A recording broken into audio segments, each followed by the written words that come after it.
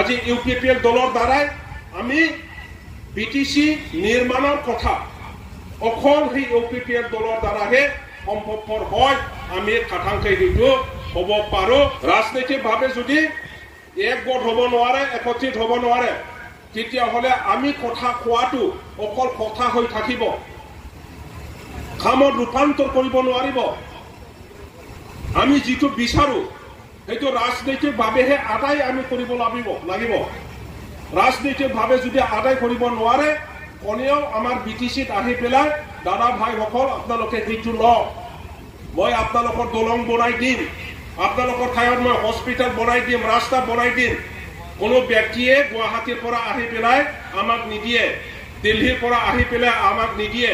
আমি বিটিচি বাকীয়ে এইবোৰ কথা চিন্তা কৰি পেলাই ৰাজনৈতিকভাৱে একত্ৰিত হৈ পেলাই আমাৰ সমাজটো এটা গোটেই জাতি গোষ্ঠীক লৈ পেলাই এটা সমাজ গঢ়ি তুলি পেলাই যি সমস্যা আছে সেই সমাধানত এই সমস্যাবোৰৰ সমাধানৰ ৰাস্তা আমি উলিয়াই ল'ব লাগিব। তেখেতসকল কোৱা কথাটো সত্য নহয়। নেতাসকলে কৈ আছে বোলে বিপিএফে 1 নম্বৰ, বিজেপিয়ে 2 নম্বৰ, ইউপিপিএলে বোলে লাড্ডাত আছে, লাড্ডাত 3 নম্বৰত আছে বোলে। কোনো সত্যতা নাই এই কথা। আপোনালোকে চাব, ওদালগুৰিৰ পৰা আৰম্ভ কৰি সন্তোষ নদীলৈকে আজি হাজাৰ হাজাৰ অন্য দলৰ পৰা ইউপিপিএল দলত যোগদান কৰাটো আপোনালোকে নিশ্চয় ডেইলি মোবাইলত চাই পাই আছে।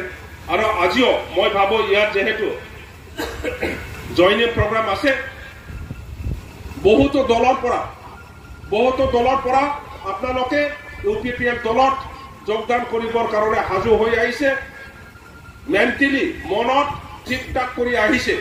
গতিকে মই আপোনালোক সকলোকে ধন্যবাদ দিছো। যি সিদ্ধান্ত ললে এই সিদ্ধান্তটো ভুল সিদ্ধান্ত নহয়, এইটো সঠিক সিদ্ধান্ত। আজি ইউপিপিএল দলৰ দ্বাৰাই আমি বিটিচি নিৰ্মাণৰ কথা অকল সেই ইউপিপিএল দলৰ দ্বাৰাহে সম্ভৱপৰ হয়। আমি খাটাংকে সেইটো হ'ব পাৰো।